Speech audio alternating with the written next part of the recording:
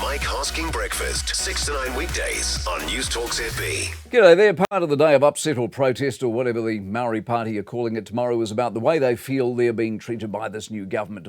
Although it's budget day, it's not actually anything to do with the budget. It's about Clause 7AA o Rangatamariki, the right to vote if councils unilaterally invoke Maori seats, and of course the move to replace or repeal references to the treaty in legislation and law. Now, one important thing that is worth remembering is the image that has been created by the coverage of the Maori Party, that they somehow speak for Maori when they don't.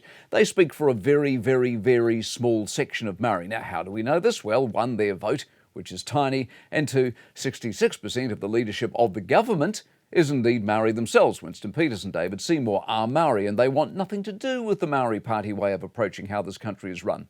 Shane Jones, who is also Maori, is doing the business with the treaty references, the references in law. They are a vague sprinkling of virtue signalling, as peddled, of course, by the last government. They are not prescriptive or specifically helpful in just what it is you need to be looking at or doing when it comes to Maori in any given bit of law. That is partly down to the fact that the treaty itself is a very broad-based document, of course, open to a lot of interpretation. But by sprinkling references to the treaty all over the place like pick and mix, you can be seen to be doing the right thing, as long as the right thing doesn't come with too many questions. And that really was the Labor government down to a T, wasn't it? Lots of feels, lots of vibes, not too strong on the old detail. By having a reference in everything, it allows those who use taxpayer money to support themselves to activate a bit of legal advice or legal action if you perceive the treaty isn't being appropriately nodded to.